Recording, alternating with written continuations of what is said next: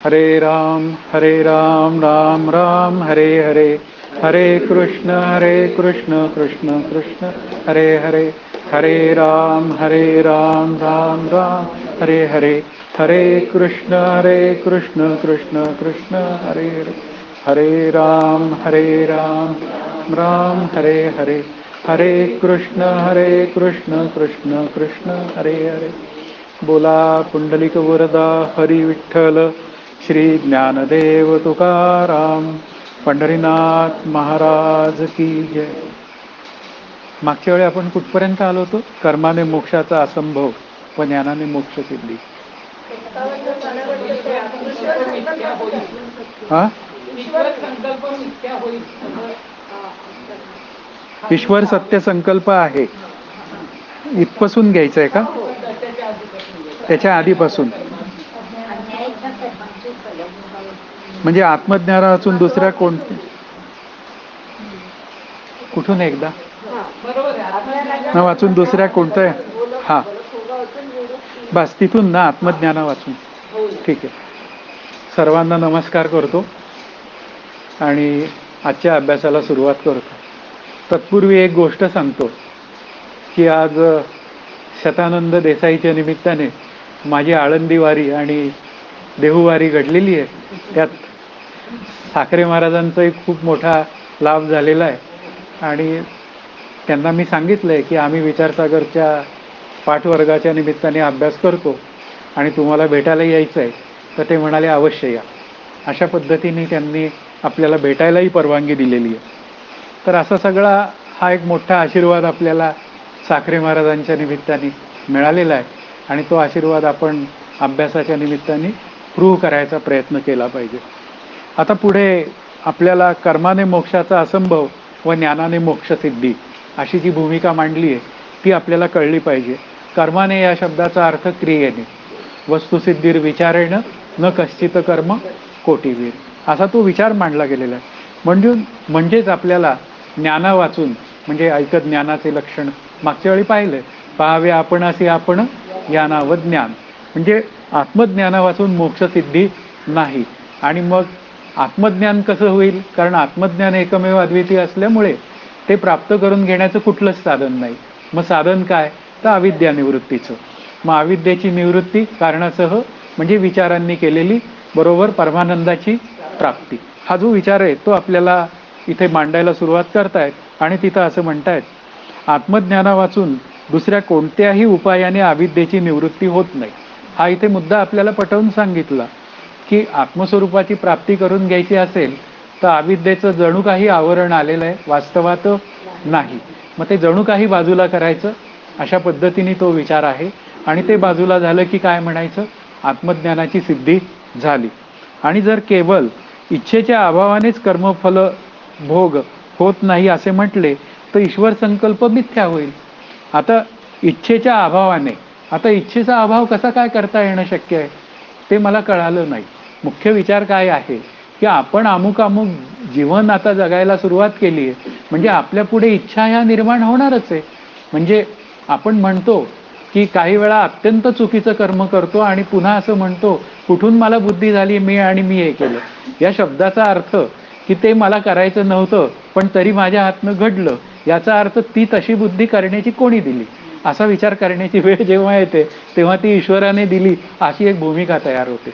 म्हणजे इथे काय आहे की केवळ इच्छेच्या अभावाने कर्मफल भोग होत नाही असे म्हटले तर मग ईश्वर संकल्प मिथ्या होईल. कारण ईश्वराने मला जन्माला घातलंय ते कशासाठी? प्रारब्धाचे भोग भोगणे आणि पुन्हा आत्मस्वरूपाची ऐक्यता प्राप्त करून घेणे यासाठी. म्हणून इथे अज्ञानाच्या कर्माची फलभोगा वाचून निवृत्ती होऊ नये असा ईश्वर संकल्प आहे. कारण जे मी काही मागील जन्मात कमवलेलं आहे असं म्हणूया कर्मफल भोगाच्या निमित्ताने तेथे मला भोग आपल्याला घ्यावाच लागेल.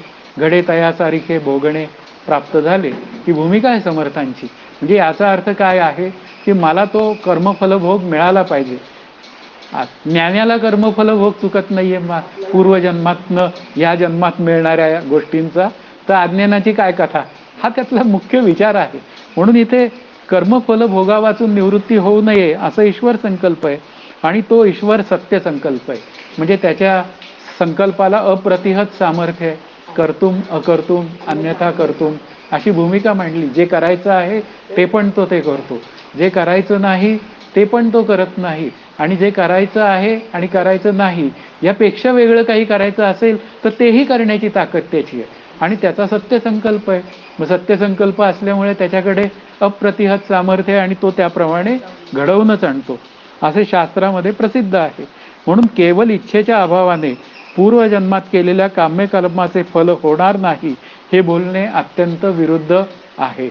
कारण इच्छा निर्माण झाली की त्याप्रमाणे कर्म करण्याची बुद्धी तयार होते, त्याप्रमाणे मनुष्य कर्म करतो. आणि इच्छेच्या अभावाने म्हणजे नक्की काय असा विचार करण्याची वेळ येते की एखादं कर्म आहे, काम्य कर्म करतो आपण, मग ते समजा निषिद्ध कर्म असेल आणि ते जर का माझ्या हातनं घडलं तर फल मिळणार आहे. पुन्हा एक सुंदर कर्म घडलं तरी त्याचं मला फल मिळणार आहे. आणि हे तर काय म्हणतात, निषिद्ध कर्माला तुम्ही शुद्ध कर्मानी म्हणजे चांगल्या कर्मानी त्याला छेद द्या, हेही शक्य नाही आहे. कारण दोन्ही केलेल्या कर्माची फळं भोगावी लागतात मला. कारण सिद्धांतच आहे, केलेल्या कर्माचा फलभोगा वाचून नाश होत नाही.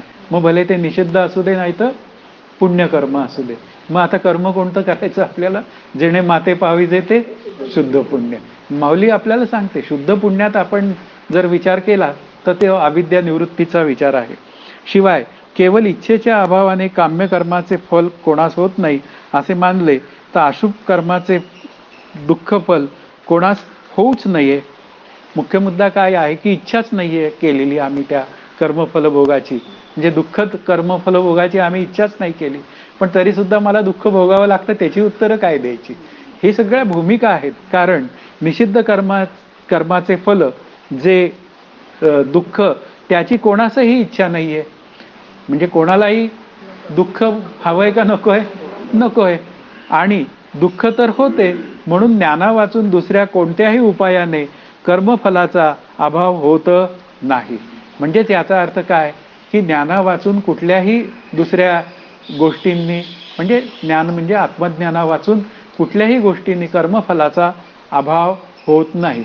आता अभाव या शब्दाचा काय अर्थ, पुन्हा प्रारब्ध कर्मात जे कर्म भोगायचंय ते भोगावंच लागतं, पण त्या कर्मफलाचा मी भोगताही होत नाही, म्हणून मी करताही होत नाही, अशी जीवनमुक्त स्थितीतली अवस्था आहे. पण साधकावस्थेमध्ये मात्र झगडा आहे. अभ्यास करण्याचा एक सतत निश्चय आहे आणि त्याला विरुद्ध बाजूने तो जो मी करता मी भोगता हा प्रवाह त्रास देत असतो. पण कधीतरी मग माझ्या अभ्यासाचा विजय होतो आणि मग मी जीवनमुक्त होण्याची व्यवस्था तयार होते. वेदांत मतात कर्मानुष्ठानकाली निरीच्छ पुरुषाच्या कर्माचे फल त्यास होत नाही असे मानले आहे. आता निरीच्छ पुरुष म्हणजे कोण, तर पुन्हा काही इच्छा ठेवत नाही, म्हणजे पुन्हा त्या फलाची इच्छा नसते असा. किंवा मग निरीच्छ कसं व्हायचं, मद देऊनी जाळी तर कर्मफळे. सोपं काम आहे की निरीच्छ व्हायचं असेल तर कर्मफलाचा जो विचार आहे तो भगवंताला अर्पण करून टाकावं. मीच करतेपणा सोडला तर कर्मफल भोगतेपणाही निघून जाईल. म्हणजेच मी कशी होईल, मी कसा होईल, निरीच्छ होईल. अशा पद्धतीने असे मानले आहे. त्याप्रमाणे कर्मानुष्ठानानंतरही पुरुषाची इच्छा निवृत्त झाली तर कर्माचे फल होत नाही असे वेदांत रहस्य न जाणता पूर्व पक्षीचे म्हणणे आहे. तर ते तसं चालणार नाही.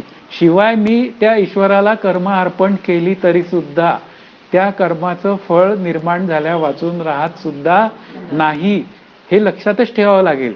कारण केलेल्या कर्माचं फळ मला मिळणारच आहे. आता विचारसागरच्या अभ्यासाला आलोय म्हणजे काय होणार, मग त्याचं फळ विचारसागरचा अभ्यास घडणारच आहे. तो घडणार नाही कसा, म्हणजे केलेल्या कर्माचं फळ हे मिळणारच आहे. पण विचारसागरचा अभ्यास आम्ही कशासाठी करतोय, तर निरीच्छ होण्यासाठी करतोय. म्हणजे माझी कोणतीही इच्छा न उरावी आणि मी माझ्या स्वरूपाशी एकरूप व्हावं. कारण जिथं शरीर आहे तिथे काय आहे, इच्छा आहे. म्हणजे स्थूल सूक्ष्म कारण तिथे इच्छा आहे, पण स्वरूप दृष्टीने पाहिलं तर मी निरीच्छ आहे. म्हणजे आत्मस्वरूपाच्या ठिकाणी इच्छा नावाची गोष्ट नाहीये.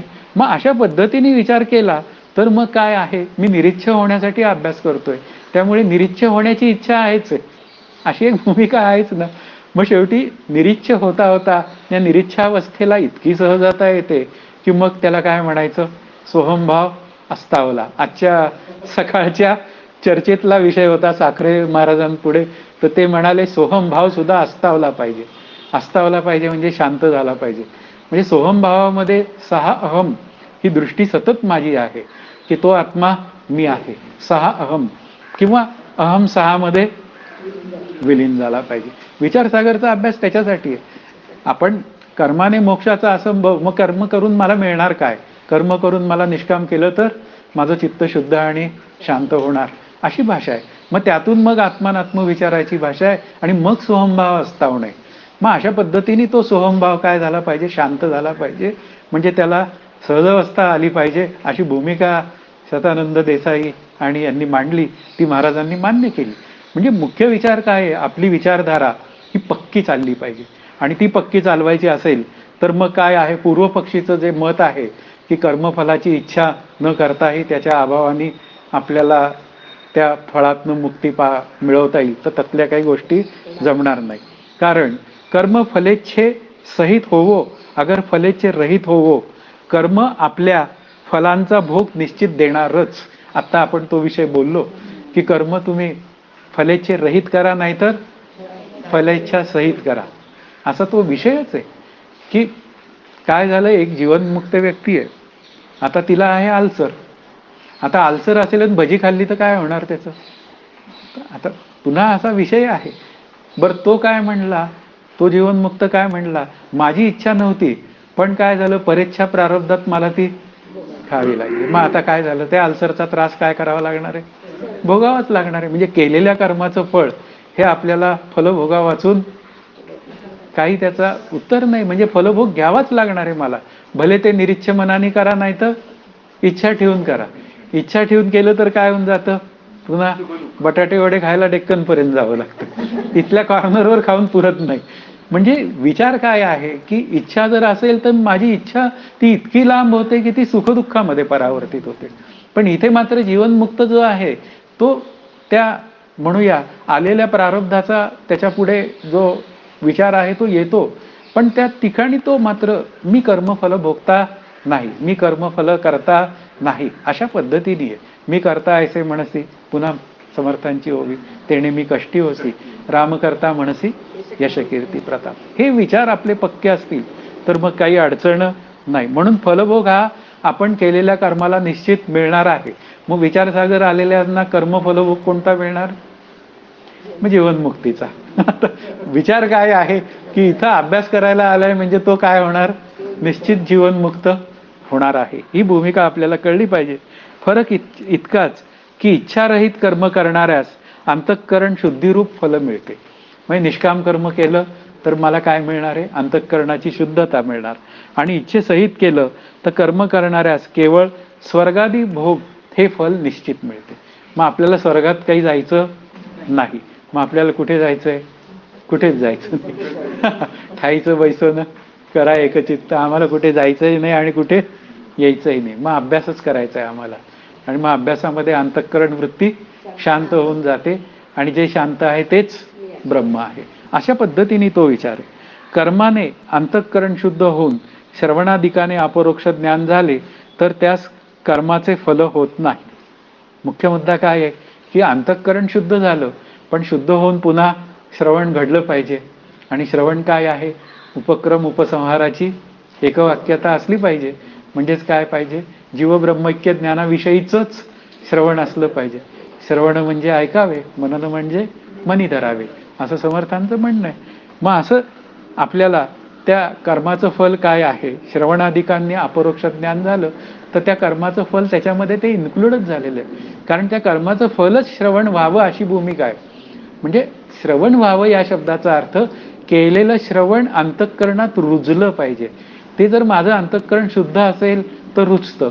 ज्या अर्थी माझ्या अंतःकरणात विचारसागरचं म्हणणं रुजतंय त्या अर्थी माझं शुद्धाचरण आहे. ही भूमिका आपल्याला लक्षात आली पाहिजे. परंतु श्रवणाच्या अभावाने किंवा दुसऱ्या कोणत्याही कारणाने ब्रह्मज्ञान ब्रह्मात्मैक्य ज्ञान झाले नाही तर त्यास इच्छारहित कर्माचाही स्वर्गादी भोग अवश्य होतोच. आता भ्रष्ट योगी आहे, नाही मुक्त झाला, आता काय करायचं, जातो स्वर्गात. पण परत पुन्हा जेव्हा पृथ्वी तलावर येतो तेव्हा मात्र तो उत्तम कुळात जन्म घेतो आणि तो मुक्तच होतो. त्याला दुसरा काही पर्यायच नाही. कारण त्याची मुख्य भूमिका काय आहे? इथे विचारसागरची मुख्य भूमिका आहे जीवनमुक्त होणं. त्यामुळे इथं बसणाऱ्यांना एक तर याच देहात जीवनमुक्तीचा लाभ होईल, नाही तर स्वर्गादी भोग भोगून आला तरी पुन्हा या पृथ्वी तलावर येऊन तो जीवनमुक्तच होईल. दुसरा चॉईसच नाहीये त्याला. हा त्यातला भागच आहे. म्हणून विचारसागरचा अभ्यासार्थी आहे ना, तो ह्या संकल्प चौथा तरंग संपता संपता त्यांनी संकल्प केला पाहिजे की मला मुक्त होता आलं पाहिजे. असा हा वेदांताचा सिद्धांत आहे. पण हे स्वर्गादी भोग त्या निरीच्छ पुरुषास अवांतर फल आहे, मुख्य फल नाही. अवांतर फल आहे. तो गेला स्वर्गात तरी तो काय आनंदाने आहे का तिथे? तो म्हणतो मी कधी पृथ्वी तलावर जाईल आणि जीवनमुक्तीचा विचार करील, ही भूमिका त्याची असते. त्यास चित्तशुद्धी झालेलीच असते. योग्य काली श्रवणाधिक घडून ज्ञानद्वारा मोक्ष होतोच, म्हणजे होईलच त्याचा. एतावता अज्ञान्यास ज्ञाना वाचून दुसरा कोणत्याही उपायाने कर्मफोलाभोगाची निवृत्ती होणार नाही. म्हणजे कर्मफोलाभोगाची निवृत्ती कशाने होणार? ज्ञानानेच होणार, दुसऱ्या कशानेही होणार नाही. म्हणून ज्ञानरूपतेशिवाय आपल्याला काही पर्याय नाही. इथपर्यंत हा पॅरेग्राफ संपलाय. यात काही शंका असेल तर बोला.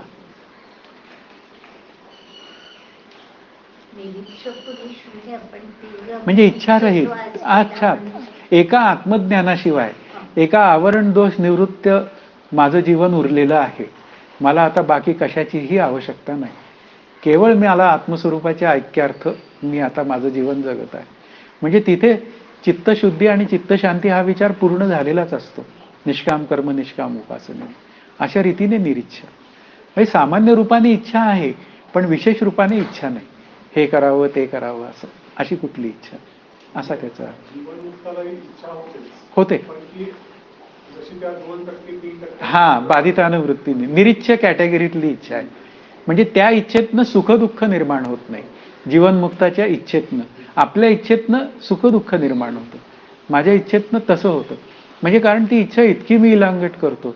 उदाहरणार्थ बटाटे वडा खायचा आहे, आता या कोपऱ्यावर मिळतोय, पण नाही, कोपऱ्यावर बंद होता म्हणून पुढे गेला, न्यू फ्रेंड्स पर्यंत गेला, पुढे मग तो फार डेक्कन पर्यंत जातो, आणि नाही मिळाला की मग तो अशा पद्धतीने तो प्रवाहात अडकतो सामान्य माणूस. पण निरीच्छ माणूस प्रवाहात अडकत नाही. तो इथेच काय म्हणतो, रामकृष्ण हरी, आज काही रामाची इच्छा दिसत नाही, हरिओम तत्सत म्हणतो आणि पुढे आपला त्याच्या नामस्मरणाच्या भक्तीमध्ये तो लागून जातो. ही भूमिका आहे. हां हां हो, कारण का त्यांनी त्याला मोक्षाची इच्छा आहे ना, पण मोक्षाची इच्छा ही निरीच्छ इच्छा आहे. हा, कारण मोक्ष एकमेव अद्वितीय आहे. मोक्षाची इच्छा कुठपर्यंत आहे? मोक्षरूप होईपर्यंत आहे. हा त्यातला भाग आहे. आणि मोक्षरूप झाल्यानंतर इच्छाच नाही, हा त्यातला भाग आहे. म्हणजे अशी ही एकच इच्छा आहे की ती इच्छा प्राप्त झाली की त्या सर्व इच्छांना पूर्णविराम लागतो. अशा पद्धतीने काहीतरी मिळवावं, काहीतरी करावं, अशी जी भूमिका आहे या जगातल्या वस्तूंचं, पदार्थातली, ती इच्छा कशी आहे? ती सकाम इच्छा आहे. आणि निरीच्छ इच्छा या शब्दाचा अर्थ त्या इच्छेतनं मला काही या व्यावहारिक जगातलं मिळावं अशी भूमिका त्याच्यामध्ये नसते. अशा पद्धतीने म्हणजे लौकिकातलं काही मिळावं, लौकिकाच्या निमित्ताने तो निरीच्छ असतो. अलौकिक गोष्टी प्राप्त व्हायला तो मात्र ती संवादी इच्छा असा त्याचा विचार करता येतो. पंचदशीमध्ये आहे संवादी विचार, विसंवादी विचार. मग सकामता ही विसंवादामध्ये येते. पण तरी भगवंत म्हणतो की मला हा सकाम भक्तही आवडतो, कारण तो दुसऱ्याचं वाईट होऊन माझं चांगलं व्हावं अशी भूमिका तरी नाही. पण आत्मदृष्टीने मात्र तो येरच, म्हणजे त्याचा काही उपयोग नाही. आत्मदृष्टीने निरीच्छच पाहिजे, म्हणजे निष्कामच भक्त पाहिजे, असं ते. हां हां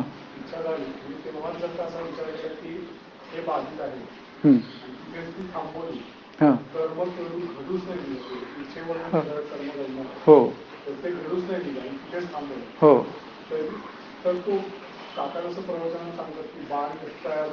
हो हां तिथे म्हणजे काय अडचण नाहीये. समजा एखादी इच्छा निर्माण होणं हा दोष नाहीये, पण त्या इच्छेप्रमाणे वागून आपण काहीतरी तयार करणं, वाहत जाणं हा दोष आहे, हा त्यातला भाग आहे.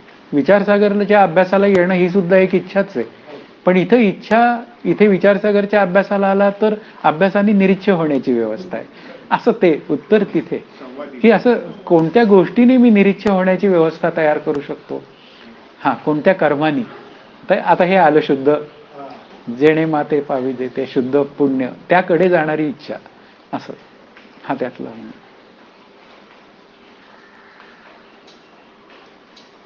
बोला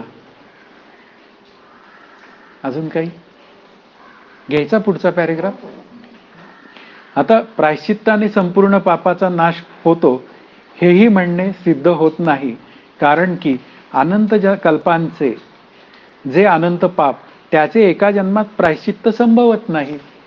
कारण प्रायश्चित्त कर्माने पापाचा नाश होतो असं जर का म्हटलं तर माझं जे संचित आहे की जे आत्ता मला भोगायलाच प्राप्त झालेलं नाही त्याचा नाश कसा होणार. म्हणजे प्रायश्चित्त कर्माने काही पापाचा नाश होतो हे म्हणणं तुमचं जे आहे पूर्व पक्षाचं ते काही संयुक्तिक नाही.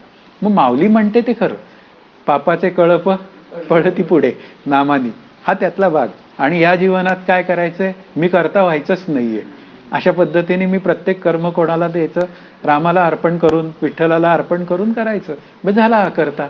अशा पद्धतीने आपण जर अभ्यास केले तर सोपं काम आहे. मग आता प्रायश्चित्त कर्मामध्ये गंगा स्नान, ईश्वर नामोच्चारणादी जे सर्व पापनाशक साधारण प्रायश्चित्त आहे तेही अंतःकरण शुद्धीद्वारा ज्ञानाचे साधन आहे, म्हणून त्यास पापनाशक म्हटले आहे. म्हणजे आपण गंगा स्नान केलं, ईश्वर नामस्मरण केलं की काय होऊन जातं, पापाचे कळप पळती पुढे. पण मुख्य मुद्दा काय आहे की असं झाल्यानंतर परत तसंच पाप करायला परवानगी नाही, हेही विचार आपल्याला पुन्हा लक्षात घ्यायची गरजच आहे. म्हणून इथे पापनाशक म्हटलंय. दुसरे असे म्हटले होते की नित्यनैमित्तिक कर्माच्या क्लेशाने संचितातील निषिद्ध कर्मांचा नाश होऊन जातो, पण हेही म्हणणे बरोबर नाही, कारण संचितातील निषिद्ध कर्म अनेक प्रकारचे असून त्याचे अनेक प्रकारे दुःख हे फल आहे. मग ते अनेक पद्धतीने मला ते मिळतं जर मी पुढचा जन्म घेतला तर, पण पुढचा जन्मच नाही मिळाला तर सगळं रामकृष्ण हरी झालं, हा त्यातला मुख्य विचार आहे. म्हणून केवळ कर्मानुष्ठानाच्या क्लेश भोगानेच त्यांचा फलभोग संपणार नाही. मुख्य विचार काय आहे, तुम्ही कितीही क्लेशभोग घेतला तरी काही त्याचा उपयोग नाही. मग आता काय करणार, मग आत्मज्ञानाचा विचार करा, निरीच्छ व्हा. मग निरीच्छ होण्यासाठी काय, निष्काम कर्मोपासना करा. ही भूमिका आपल्याला पक्की लक्षात आली पाहिजे. आणखी असेही म्हटले होते की संपूर्ण काम्य कर्माने एकच शरीर प्राप्त होते, परंतु तेही बरोबर नाही. कारण का त्यांचं म्हणणं आहे पूर्व पक्षाचं की एकच शरीर प्राप्त होतं आणि ते गेलं की मोक्ष झाला. कारण संचितातील काम्यकर्म ही अनंत प्रकारचे, म्हणजे अनंत प्रकारचे अनंत जन्म देणारे आहे, हाही भाग आहे. त्याचा एकाच जन्मात भोग घडणे संभवत नाही. शिवाय एका पुरुषाशी एकाकाली नाना शरीराचे जो भोग सांगितला तो सिद्ध योग्या वाचून अन्यास नाही. आता सिद्ध योगी म्हणजे काय, ते अष्टांग सिद्ध योगी असतात, त्यांचा विचार इथे सांगितलाय. सिद्ध योग्यास पुष्कळ सामर्थ्य असले तरी त्यासही ब्रह्मज्ञाना वाचून मोक्ष नाही. चांगदेव महाराज 1400 वर्ष योग केला, पण तरी सुद्धा काय झाले, माऊलींकडे गेले आणि मुक्त झाले. मुक्त झाल्याबरोबर ते मेलेले जिवंत केले होते त्यांच्याकडेही लक्ष दिलं नाही, स्वतः मात्र समाधिस्थ झाले. असे स्वार्थी होते चांगदेव महाराज, ते स्वतःच्याच आनंदात रममाण झाले. अशा रीतीने काम्य व निषिद्ध कर्म टाकून जो केवळ नित्यनैमित्तिक कर्म करतो त्यास नित्यनैमित्तिक कर्माचे फल भोगण्याकरिता, तसेच संचितातील शुभाशुभ कर्माच्या फलभोगार्थ अनंत शरीरे घ्यावी लागतील. कारण ती सगळी कर्म कशी आहेत, सकाम आहेत. सकाम असतील तर मग त्याप्रमाणे त्याला तशी फळं मिळणारच आहे. निष्काम असतील तर मग चित्तशुद्धी आणि चित्तशांती.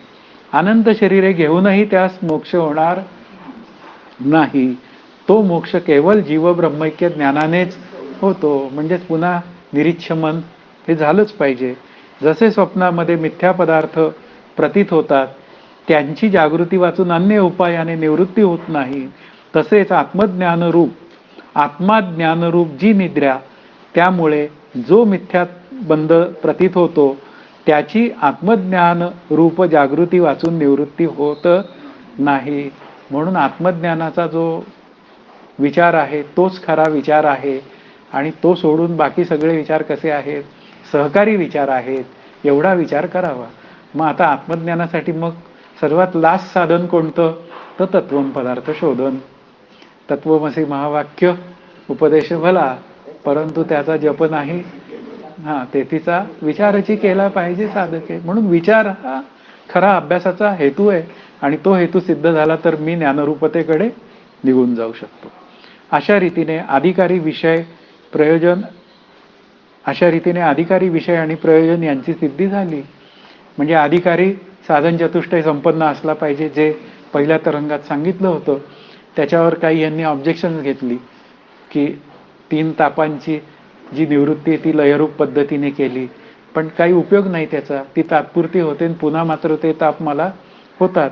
म्हणजे अशा पद्धतीने अधिकारी विषय जीव ब्रह्मैक्य ज्ञान, आणि प्रयोजन म्हणजे फल. मग ते प्रयोजन काय आहे, तर आम्ही आनंदाचा ठेवा आहे हे मला कळून जातं, ही सिद्धी आहे.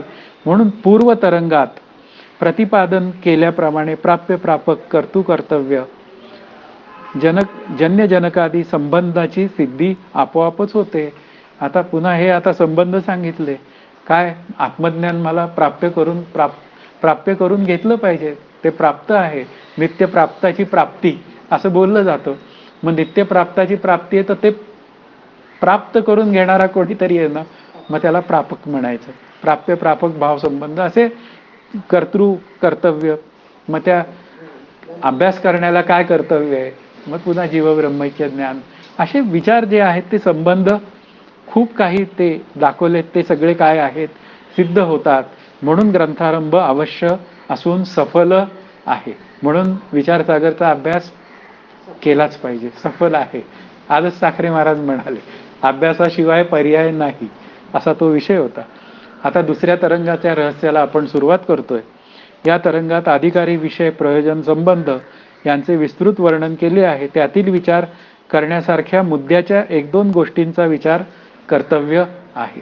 म्हणजे त्या 1-2 गोष्टी का, तर त्याचा अभ्यास केला असता हे जे काय माझा आत्ता दुसऱ्या तरंगात विषय सांगितलाय, अध्यास होऊ शकतो, कारणाध्यास, नंतर कार्याध्यास, याच्या गोष्टी आहेत महत्वाच्या. तेवढ्या मला कळाल्या की मला या दुसऱ्या तरंगातनं काय घ्यायचंय ते कळून जाईल.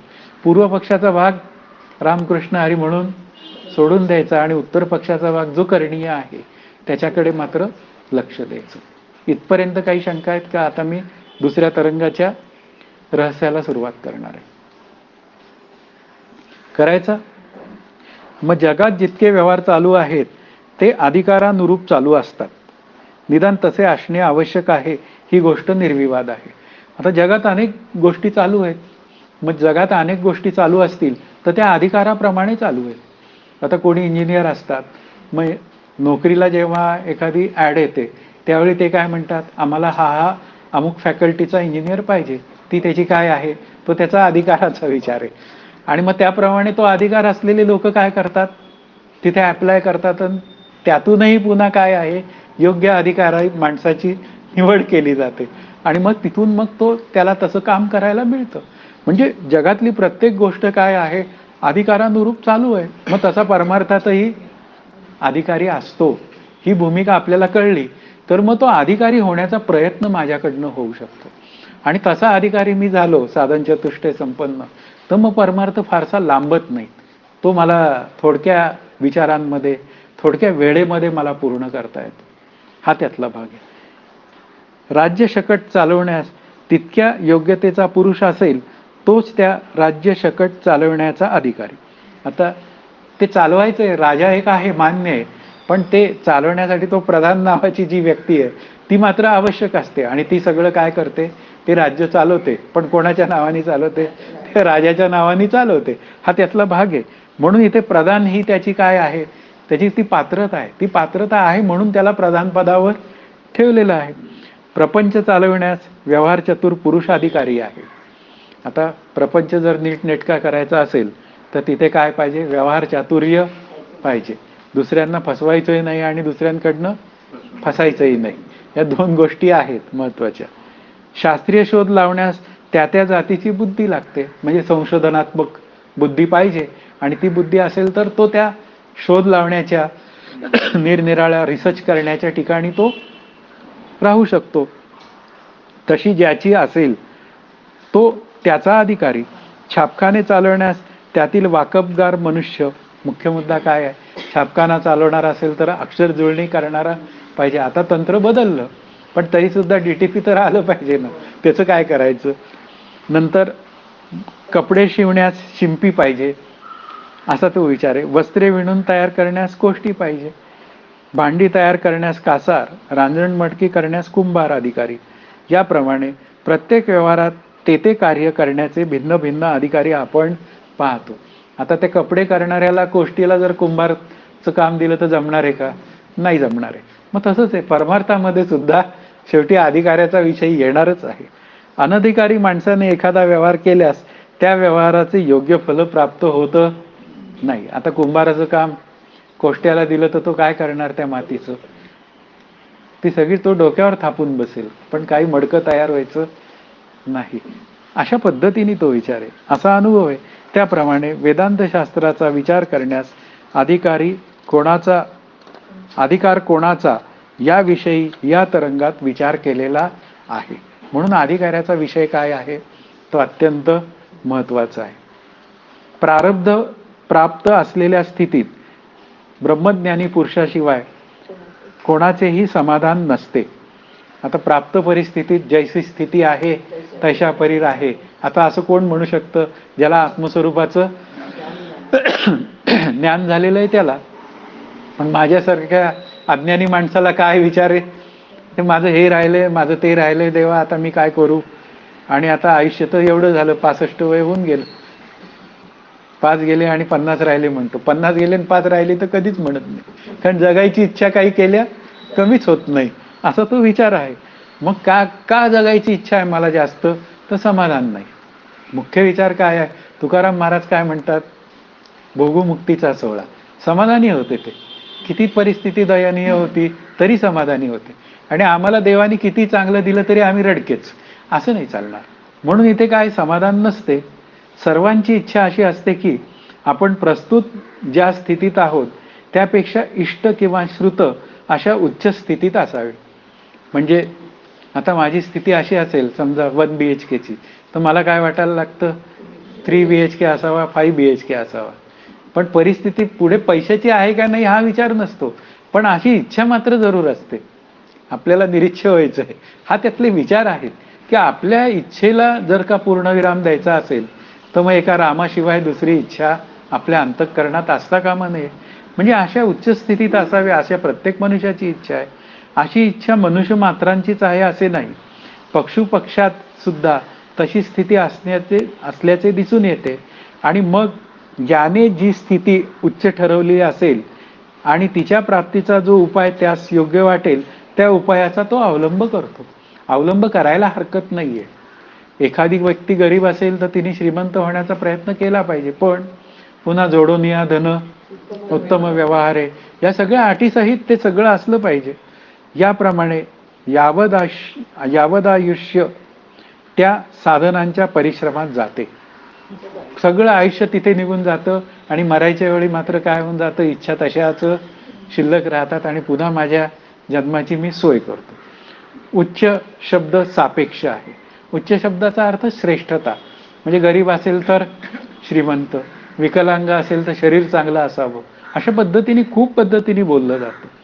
सर्वात उच्च स्थिती कोणती हे ठरवणे सुद्धा फार कठीणच आहे, कारण प्रत्येकाच्या दुःखाचे सेटच वेगळे असतात. आता मला असं वाटतं अंबानी फार सुखात असेल, पण त्याच्या दुःखाचे सेट काय आहे ते त्याला माहिती. असं म्हणजे कुठेही काय आहे, एका आत्मज्ञाना वाचून दुःखाची निवृत्ती झाली ही भूमिकाच कधी कुठे सिद्ध झालेली नाही. महिना 10 रुपये प्राप्तिवान 20 रुपयांच्या प्राप्तीला उच्च स्थिती समजतो. तो 50 रुपयाच्या प्राप्तीस उच्च स्थिती समजतो. अनवाणी चालणारा गाडीत बसलेला मोटारीत बसलेल्यास भगवान समजतो.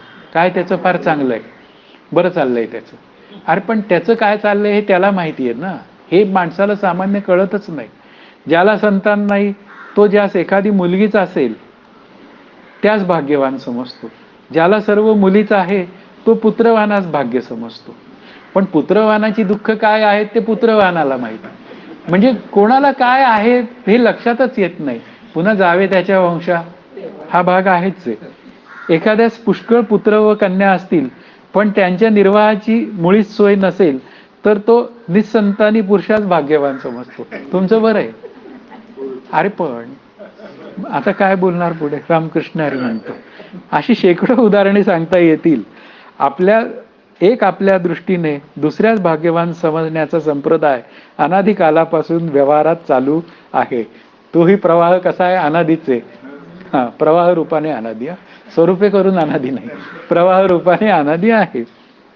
परंतु व्यवहारात अमुक स्थितीत असलेला मनुष्य भाग्यवान आहे हे ठरविण्यास अगोदर भाग्य म्हणजे काय याचा निर्णयच झालेला नसतो. म्हणजे नक्कीच भाग्यवान पुरुषाची व्याख्या काय. जगात बऱ्या वाईट स्थितीत अनेक लोक आहेत, पण त्यापैकी एकही मनुष्य त्यास प्राप्त असलेल्या स्थितीत मी कृतार्थ आहे असे म्हणायला तो तयार नाही. म्हणजे जैसी स्थिती आहे तैशा परीर आहे हे बोलायला तो काही तयार नाही. कल्पनेपेक्षा एखाद्या वेळी अधिक लाभ झाला तर तितक्या वेळेपुरता आपण कृतकृत्य आहो असे एकदा एखाद्या वेळी म्हणतो की काही नाही, खूप कमी श्रम केले आणि खूप मोठा लाभ झाला वगैरे त्यावेळी. पण ती कृतकृत्यता क्षणमात्रच असते. कारण पुन्हा काय आहे, मी हे केलं म्हणून मला सगळं मिळालं, माझ्यामुळे मला मिळालं. आणि एखादी गोष्ट वाईट झाली की मग ती वनारसेनमुळे झाली. आता चांगली केली की उदयमुळे झाली, असं ते असतं. म्हणजे याचा अर्थ काय, सतत दुसऱ्याला दोष देणं चालू असतं आणि स्वतःकडे दोष घेण्याची कधी काही इच्छाच नसते. अप्राप्त वस्तूची प्राप्ती क्षणभर कौतुक दाखविते हे खरे, पण तसल्या क्षणमात्र कौतुकापासून वाटणारी कृतार्थता ही क्षणमात्रच असणार. अप्राप्त वस्तू आहे, मला आता 20 रुपये पगार आहे, मग 50 रुपये पगार झाला तर काय झाला, 30 रुपये वाढला ना, मग तो आधी अप्राप्त होता ना, मग तो प्राप्त झाला. मग तरी 50 रुपयाचं किती वेळ समाधान टिकलं, 6 महिने. नंतर 50 रुपयेही कमी पडायला लागले, मग 5,000 असेल तर कसं होईल. म्हणजे याचा अर्थ काय, ती जी मिळणारी आहे या जगातल्या वस्तूंमधनं म्हणजे पदार्थांमधनं मिळणारी जी काय समाधानाची स्थिती आहे, म्हणजे ती विषयाच्या निमित्ताने मिळणारी समाधानाची स्थिती आहे आणि ती तात्पुरती असते, ती काही पुढे टिकणारी नाही. पण तसल्या क्षणमात्र कौतुकापासून वाटणारी कृतार्थता ही क्षणमात्रच असणार. ज्या कृतार्थतेनंतर कर्तव्य राहत नाही, आता आलं, सुरुवात झाली अभ्यासाला, आणि जिच्या प्राप्तीनंतर प्राप्तव्य राहत नाही तीच खरी कृतार्थता आणि तीच खरी प्राप्ती. पुन्हा आता ते काय आलं, पुन्हा नित्यप्राप्ताची, म्हणजेच एका आत्मज्ञाना वाचून काय आहे, हा ते म्हणलंय ना की जोपर्यंत निरार्थता नाही तोपर्यंत काय आहे, हव्यास आहेच, हे पाहिजे ते पाहिजे. पण आता इथे काय आहे, एक मिळवला असता आणखीन काही मिळवायची इच्छा उरत नाही, असं उपनिषदात वर्णन केलंय. ते आत्मज्ञानाचा विचार आहे. पण दृष्ट व्यवहारात सर्व स्थितीमध्ये मनुष्यांचा किंवा अदृष्ट स्वर्गादी लोकातील उत्तमोत्तम भोगांचा किंवा त्या भोगणाऱ्या देवादिकांच्या स्थितीचा विचार केला तर सर्व ठिकाणी रच्या पुढे डचाच अनुभव येतो. म्हणजे स्वर्गातला इंद्रदेव सुद्धा कसा आहे, रडच आहे, हा त्यातला भाग आहे. म्हणजे तोही रडकाच आहे. आता साखरे महाराज म्हणतायत हा त्यातला मुख्य विभाग आहे. मग आता असं रडकेपणा आपल्या पुढे चालणार नाही. या एकंदर स्थितीवरून असे निश्चित करता येईल की ज्यापेक्षा दुसरे कोणतेही मोठे दृष्ट किंवा श्रुत सुख नाही असे सुख आपणास असावे आणि कोणत्याही प्रकारचे यत्किंचितही दुःख असू नये. म्हणजे काय असावं, कायम सुखच असावं. दुःख नावाची गोष्ट औषधाला सुद्धा नसावी. आता ती कुठे आहे, ती कुठं आत्मज्ञानाच आहे, दुसरीकडे कुठे नाही. मग ते आत्मज्ञान मला व्हावं असं वाटत असेल तर पुन्हा अधिकारी होणं आलंच, हा काही चॉईस नाही. अशा स्थितीत उच्चतम स्थिती असे म्हणता येईल, कारण या स्थितीत जीवमात्रांच्या सर्व इच्छांचा अंतर्भाव होतो. ज्या वरती सगळ्या इच्छा सांगितल्या त्या सगळ्या इच्छा तिथे काय होऊन जातात, शांत होऊन जातात. ही उच्चतम स्थिती आपण अनुभवाने निश्चित केली खरी, परंतु अशा प्रकारची स्थिती आहे किंवा नाही, अथवा असणे संभवनीय आहे किंवा नाही, असल्यास त्या स्थितीच्या प्राप्तीची साधने काय याचे ज्ञान मनुष्य बुद्धीत स्वभावता असलेले दिसत नाही व असणेही शक्य नाही. जर असतं तर त्यांनी तो विचार केला नसता का? याचा अर्थच सामान्य बुद्धीमध्ये हे ज्ञान असणं शक्य नाही. मग विशेष रूपाने असा अनुभव घेणारी जी बुद्धी आहे ती संत श्री गुरु यांची, त्या बुद्धीला मला शरण जावं लागतं. जे मनुष्याच्या बुद्धीस अज्ञात असते त्यास ज्ञान करून देणे हे शास्त्राचे शास्त्रत्व. आता सामान्य बुद्धीस काय आहे? अज्ञान आहे. म्हणून शास्त्र लौकिक काही सांगत नाही, ते अलौकिक सांगतं. हा त्यातला भाग आहे. आत्मस्वरूपाची ऐक्यता हे अलौकिक आहे, आणि सामान्य रूपाने व्यवहार जो आहे तो काय आहे? तो लौकिकातला विचार आहे. वेदांत शास्त्र अशा प्रकारची उच्च स्थिती असल्याचे सांगून त्या स्थितीसच मोक्ष असे म्हणते. म्हणजे कुठली स्थिती? कारणासह वर्तमान दुःखाची निवृत्ती आणि परमानंदाची प्राप्ती. दुःख संबंध रहित परमानंद रूप एक वस्तू आहे. आता तोच विषय झाला की दुःख नावाची गोष्ट आत्मस्वरूपाच्या ठिकाणी अजिबात नाही, तर ऐकालिक अत्यंत भाव अशी भूमिका मांडली जाते. तीनही काळात स्वरूपाच्या ठिकाणी दुःखाचा अभाव आहे, हा त्यातला भाग आहे. तिला शास्त्रात ब्रह्म अशी संज्ञा आहे. थोडक्यात सांगायचे म्हणजे उच्च स्थिती मोक्ष आणि ब्रह्म हे तिन्ही एकार्थ वाचीच शब्द आहे. मोक्ष व्हायला पाहिजे म्हणलं तरी तेच, आत्मज्ञान व्हायला पाहिजे म्हणलं तरी तेच, आणि ब्रह्मज्ञान व्हायला पाहिजे म्हणलं तरी तेच, हा त्यातला भाग आहे. अशा रीतीने मोक्षाचे स्वरूप शास्त्रप्रमाणाने निश्चित झाल्यानंतर त्या मोक्षप्राप्तीची साधनेही शास्त्राने सांगितलेली आहेत. कारण शेवटी त्याची प्राप्ती झाली पाहिजे, मोक्ष प्राप्त झाला पाहिजे, आणि तो एकमेव अद्वितीय आहे. मग त्याची प्राप्ती व्हायची असेल तर त्याची साधनं सांगितली पाहिजे. कारण आपल्या व्यावहारिक सत्तेत काय आहे की एखादी गोष्ट जर का मला मिळवायची असेल तर मग आपण म्हणतो मग ते मला कसं मिळेल सांगा, अशा पद्धतीने बोलणी होतात. अर्थात त्या मोक्षाची याच इच्छा असेल त्याने त्याच्या प्राप्तीकरिता साधन सामुग्रीचा संग्रह करणे आवश्यक आहे. साधन सामुग्री म्हणजे ज्याने, आता ती साधन सामुग्री सांगायला आता सुरुवात केलेली आहे मोक्षाची. या जन्मी किंवा पूर्वजन्मी विहित कर्मानुष्ठानाने, विहित धर्मानुष्ठानाने अंतःकरण शुद्धी व उपासनेने अंतःकरणाची स्थिरता संपादन केली आहे. म्हणजे थोडक्यात काय? निष्काम कर्माने चित्ताची शुद्धी आणि निष्काम उपासनेने चित्ताची शांती. या जन्मात किंवा मागच्या जन्मात किंवा दोन्ही मिळून काही चालेल. मागच्या जन्मातली पूर्व पुण्यही अधिक असेल तर या जन्मात कमी वेळात होते. मागच्या जन्मातली पूर्व पुण्यही कमी असेल तर या जन्मात अधिक प्रयत्न करून करता येते. काही असू दे, पण चित्तशुद्धी आणि चित्तशांती हे त्याचं काय आहे? पहिलं क्वालिफाईंग मॅटर आहे त्या मोक्षाच्याकडे जाण्याचं, हा त्यातला पहिला भाग. आणि आत्मज्ञानाची इच्छा असून मुख्य मुद्दा काय आहे की मला कायमचं सुख पाहिजे. म्हणजेच आत्मज्ञानाची इच्छा असून विवेक वैराग्य समाधी षटक आणि मुमुक्षत्व ज्यास प्राप्त आहे. विवेक काय सांगतो? एक आत्मज्ञाना वाचून दुसरं काहीही सत्य नाही, सगळं काही काय आहे? मिथ्या आहे. आणि मग मिथ्या असल्यामुळे मिथ्या पदार्थांवर मला अजिबात आसक्ती नको, म्हणून विवेकयुक्त वैराग्याचा विचार. आणि मग तिथे काय म्हणतात आपले विचारसागरकार? ब्रह्माधिकाची पदे बस. म्हणजे ते ब्रह्मदेवाचं पद जर दुःखाचं आहे तर इथली सगळी पदं कशी आहेत? ती रडकीच आहेत, ती मला कधीही खरं सुख देऊ शकणार नाही. म्हणून त्याविषयी काय पाहिजे?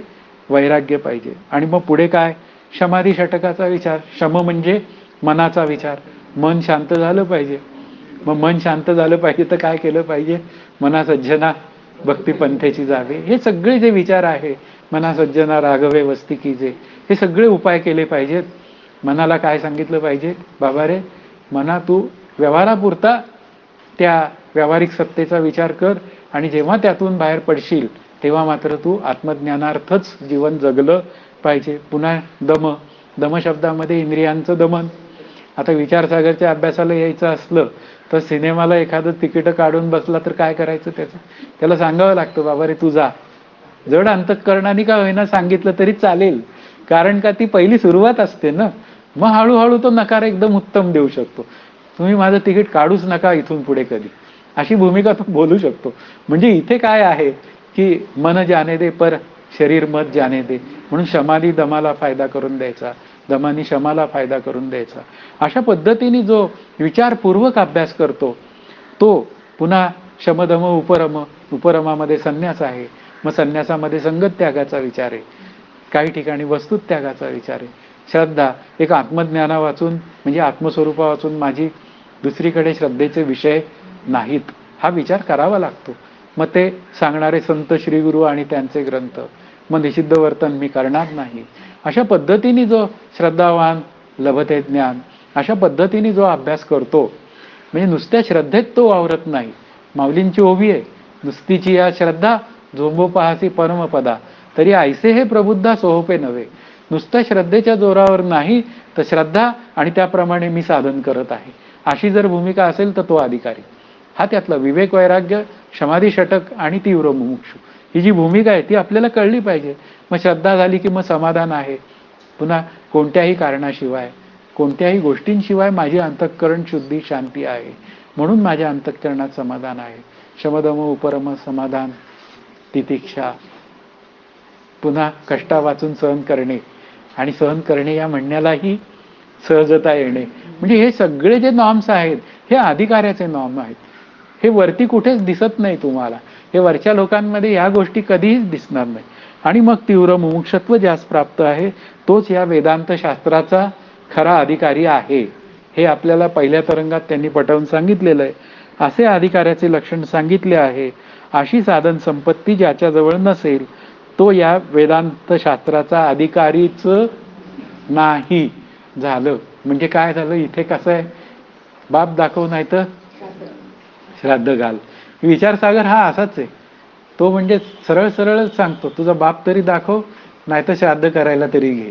म्हणजे इथे अधिकारी तू नसशील तर अधिकारी हो, स्पष्ट बोलतायत. आणि अधिकारी झाल्याशिवाय तुझा मोक्ष काही सिद्ध व्हायचा नाही. मग आता तयारीला कोणत्या पहिलं लागायचं, तर मला परमार्थाचा अधिकारी झालो पाहिजे.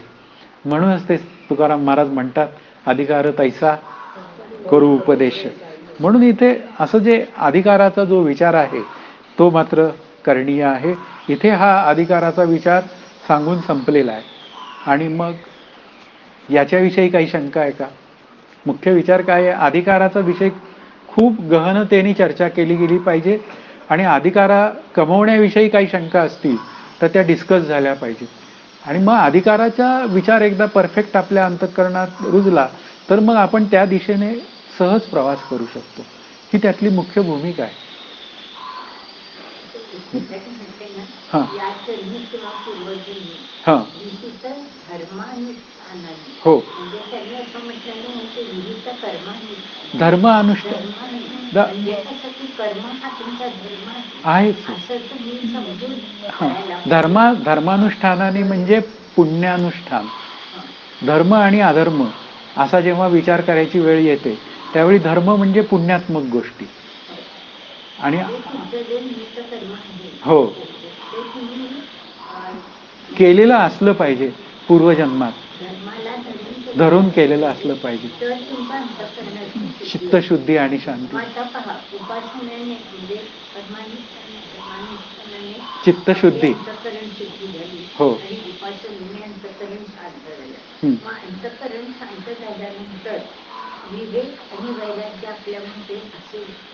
म्हणजे तिथे मग ती बुद्धी होते तयार. नाही, आपोआप नाही येत, तिथे बुद्धी तयार होते की मला आत्मज्ञान प्राप्त्यर्थ काहीतरी केलं पाहिजे. म्हणजे सुखरूपतेच्या निमित्ताने मला काहीतरी विचार केला पाहिजे अशी भूमिका तयार होते. आणि तिथे खऱ्या अर्थाने श्रवण सुरू होतं. म्हणजे खऱ्या अर्थाने श्रवण तिथे सुरू झालेलं आहे.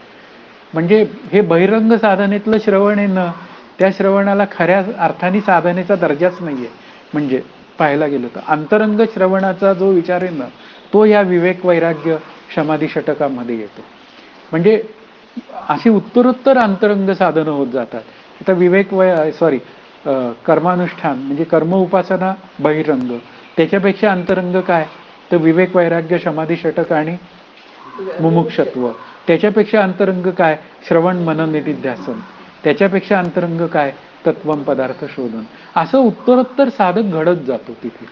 म्हणजे तिथे त्याला बुद्धी निर्माण होते की मी हे ऐकायला जावं, ऐकायला बसावं आणि बसलं की मग तिथे मग आपल्याला पूर्वजन्मातलं जे साधन केलेलं असतं ते आपल्याला तिथे थोडंसं पुढे येतं. संचित तैसी बुद्धी उपजे मना माझी, अशी एक भूमिका आहे. ती या अर्थाने सुद्धा आपण घ्यायला हरकत नाही की त्या संचितातलं जे मी कर्मानुष्ठान केलेलं आहे पूर्वजन्मातलं, ते मात्र आता काय झालं, मला माझ्या गुरूंची भेटी करून दिली आणि आता त्यानिमित्ताने माझ्या साधनेची एक व्यवस्था लागली आणि त्याप्रमाणे पुढे त्या साधन मार्गावर चालण्याचं सुद्धा त्याच्या अंतःकरणामध्ये निश्चय असतो. काही जणांचं बघा ना की निश्चय अत्यंत पक्का असतो, नाही मला याच जीवनात सुटायचं, असा निश्चय असतो आणि त्या निश्चयातनं अभ्यास करतो. बरं, असे सद्गुरूंचे कितीतरी शिष्य असतात. आपण पाहतो की काही जण जेमतेम अभ्यास करतात, काही जण मध्यम करतात, काही जण खूप छान करतात आणि काही जण अत्यंत श्रेष्ठ अभ्यास करतात. म्हणजे याचा अर्थ काय, पूर्वजन्म आणि ह्या जन्मातलं जे काय आहे त्या गोष्टी तो घडवून आणायची जी काय भूमिका आहे ती आपल्याला करावीच लागते तयार. म्हणजे एकदा मी तो संवाद सांगितला आमच्या मधला आणि श्रीगुरूंमधला. ते म्हणाले तुम्ही अभ्यास केला म्हणून तुम्हाला हे कळायला लागलं, आम्ही म्हणालो आम्ही श्रीगुरूंमुळे कळायला लागलो असं म्हणालो. शेवटी प्रत्येक शिष्य हा श्रीगुरूंनाच क्रेडिट देतो, कारण स्वतः त्याला आकरता राहायचं असतं. मग ते म्हणाले ठीक आहे म्हणे, पण तरी पण जाता जाता ते म्हणाले की अभ्यास केल्या वाचून होत नाही रे बाबा, हे मला म्हणाले. आणि ज्यावेळी अनुग्रहाचे अधिकार दिले त्यावेळी मला स्पष्ट सांगितलं की अभ्यास केल्याशिवाय मोक्ष होणार नाही हे त्याला सांगून टाकत जा म्हणे. पहिल्यांदा स्व अभ्यास करावा लागेल. श्रीगुरु तिथे मोटिवेट करतात, अभ्यासाची रीती समजावून सांगतात, पण माझ्या अंतःकरणातली अविद्या ही माझ्याच अभ्यासाने निवृत्त होणार आहे. ती समोर एखाद्याने केली, 5,000 रुपये दिले आणि त्याच्याकडे ते कार्य सुपूर्त केलं तर तसं काही चालणार नाही, हे त्याचं उत्तर आहे. असं आहे ते. म्हणून कर्मानुष्ठान हे खूप महत्वाचं आहे आणि ते धर्मानुष्ठानाप्रमाणेच पाहिजे, धर्माला धरूनच पाहिजे, म्हणजेच पुण्याला धरून. धर्म शब्दाचा अर्थ पुण्य आहे, अशा अर्थाला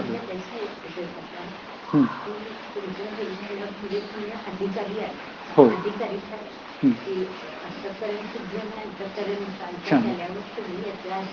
हो.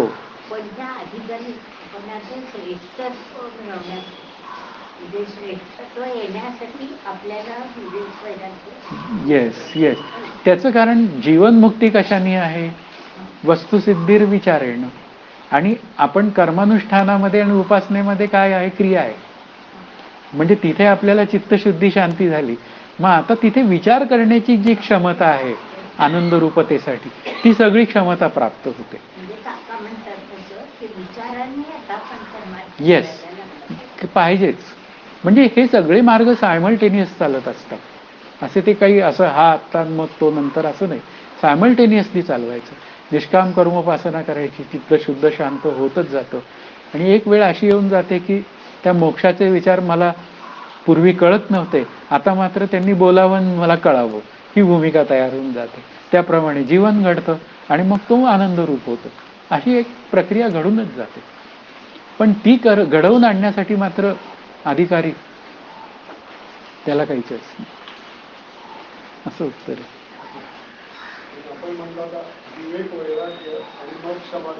हो हो हो हो हो, अर्थात. म्हणजे विवेकाला धरूनच आवरलं पाहिजे, हेकांड पिसे नसलं पाहिजे.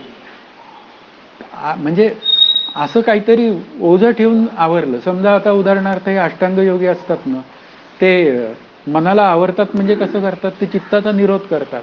आणि आपण जो अभ्यास करतोय तो समजून उमजून करतोय. आता चित्ताचा निरोध जेव्हा केला जातो ना, तर ते Newton's third law, there is equal and opposite reaction, तर ते चित्त तेवढंच बंड करून उठतं. म्हणजे मग तिथे खूप मोठे कष्ट पडतात, असं होऊन जातं. पण काय असतं, त्यांची ती कष्ट घेण्याची तयारी असते तिथं. आता माझी तयारी नाहीये, मग आता माझी तयारी काय आहे, तर ही अशी की मी मनाला सतत बजावत जाणं. एकदा पराभव झाला, दोनदा झाला, 10 वेळा झाला, तरी सुद्धा मी काय करतोय, मनाला बजावतोय. आणि मग हळूहळू डायल्युटेड होऊन जातो की नको असलेले विचार शांत व्हायला लागतात. आणि मग एक दिवस असा येतो की अवैध विचार अंतःकरणात येतच नाही, अशी भूमिका तयार, तो विषय.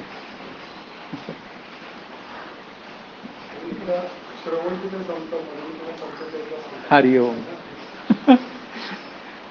आता कसं आहे माहिती का, तसं तसं पाहायला गेलं ना तर तसं संपत नाही. का माहिती का, दोन्ही बाजू सांगतो. साधकावस्थेमध्ये जीवनमुक्तीपर्यंतच्या प्रवासाचा विचार आहे. बरं, जीवनमुक्त झाल्यावरही त्याला श्रवण मनन निधिध्यासन अगदी असं असं आपण अगदी म्हणू तसं श्रवण जरी नाही तरी तो मनातल्या मनात विचार करावाच लागतो त्याला. त्याचं कारण असं आहे की तो वाहून गेला तर काय करायचं. शेवटी विवेकाचा विचार हा जीवनमुक्तीनंतरही करावाच लागतो. तो नाही केला तर तो काय होऊन जातो, तो वाहून जातो. मग वाहून गेला तर ते बरोबर नाही ना. मग मी तो विचार मांडला, शिवगडवर बसून काय करायचं, लेक्चर द्यायचं की काय आहे की जेवण कसं जेवलं पाहिजे, नंतर अन्न हे पूर्ण ब्रह्म वगैरे वगैरे. आणि आता 3 वाजता जेवण मिळालं मला एकदा.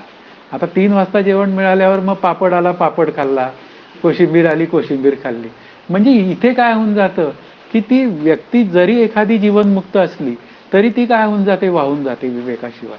म्हणून विवेक, वैराग्य, समाधी, षटक हे जे विचार आहेत ना, हे जीवनमुक्तीनंतरही पुन्हा काय करावे लागतात, इंटॅक्ट ठेवावे लागतात. त्याशिवाय तो 24 कॅरेटचा घडत नाही. हां, अशा पद्धतीने आहे. मग जेवण मिळेल नाही मिळेल असा तो विषय. मग एखाद दिवस जेवण नाही मिळणार, 2 वाजता मिळेल, 3 वाजता मिळेल.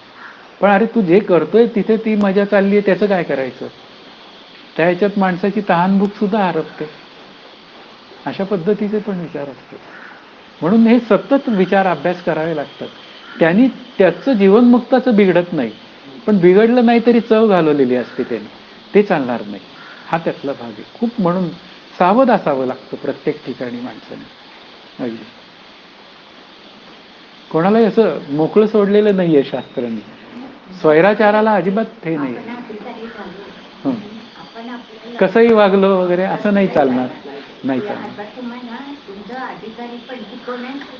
हा, लोक लक्ष ठेवून असतात परत. हे बोलतंय एक आणि वागतंय एक, काय करायचं.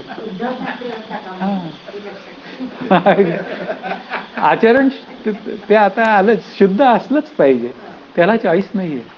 म्हणजे आता एखादी व्यक्ती असते ना, आपण इथे थांबूया म्हणजे पुढे बोलत राहा, की एखादी व्यक्ती मोठी असते आणि मोठी व्यक्ती जेव्हा एखादं कार्य घडत असतं ना, त्यावेळी ती सर्वात शेवटी जेवते. म्हणजे अगदी आपण म्हणतो का जेवते, नाही नाही सगळ्यांना मिळालं पाहिजे आणि सगळ्यांना मिळाल्यावर उरलं तर मी जेवेन. पण त्याला काही मिळत नाही का, त्याला मिळतं ना, पण तेवढा दम धरावा लागतो त्याला. तर तसं आहे ते, हा त्यातला भाग आहे. म्हणजे कसं, नवांगुळ काकूंना सगळ्यांना चहा कॉफी मिळाली का नाही हे बघावं लागतं, मग नवांगुळ काकू घेतात. हा त्यातला भाग आहे. बघा बरोबर आहे का नाही तुम्हीच सांगा मला. असं ते म्हणजे गोष्टच अशी असते. जो धीराचा माणूस असतो ना, तो असं वर्तन करतो. असे ती भूमिका आहे. म्हणून ते 24 कॅरेट हे वेगळीच गोष्ट आहे. हा त्यातला भाग आहे. हं? काय बाकीच्यांना मुक्त मिळाला तर मला माझा मुक्ताचा विचार करत तसं नाही.